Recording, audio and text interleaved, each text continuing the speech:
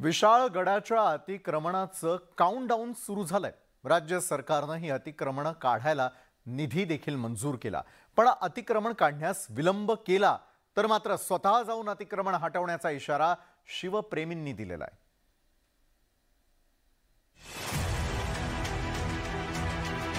शिवशाहीच्या ऐतिहासिक पाऊलखुणा असलेला विशाळगड अखेर आता हा विशाळगड अतिक्रमण मुक्त होणार आहे।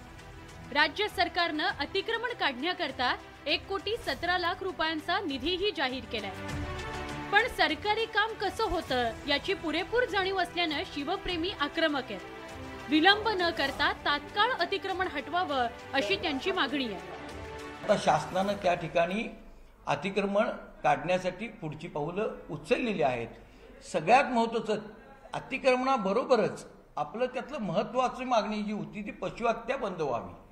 तर शासनाचा आदेश आता पारित झालेला आहे। मार्चच्या यांच्या आधी आम्ही ते पूर्णपणे काढून घेतो, पण प्रशासनाला एक माझी विनंती आहे की तिने दिलेला शब्द पाळायला लागल्यात, पण त्याला जरासा वेळ न घालवता लवकरात लवकर काढून घ्यावं, कारण ह्याला आणि परत कुठंतरी फाटे फुटायला नको।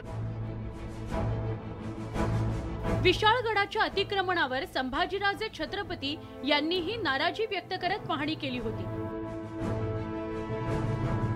तर उद्धव बाळासाहेब ठाकरे पक्षानेही अतिक्रमण हटवण्यासाठी अनेकदा आंदोलनं केली आहेत। आता मात्र 18 फेब्रुवारीपर्यंत अतिक्रमण हटवलं नाही तर आम्ही जाऊन अतिक्रमण काढू असा इशारा संजय पवार यांनी दिलाय।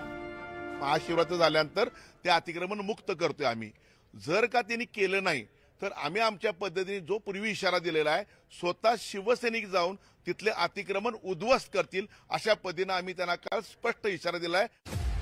अतिक्रमण वाढत असताना त्याकडे दुर्लक्ष करत असलेल्या प्रशासनालाच आता तातडीनं ती अतिक्रमणं काढायची असल्यानं त्यांची गोची झाली आहे। पण विशाळगडावरचं अतिक्रमण तातडीनं निघेल आणि गड मोकळा श्वास घेईल अशी अपेक्षा करूया। कोल्हापूरहून ज्ञानेश्वर साळोखेसह ब्युरो रिपोर्ट, न्यूज 18 लोकमत।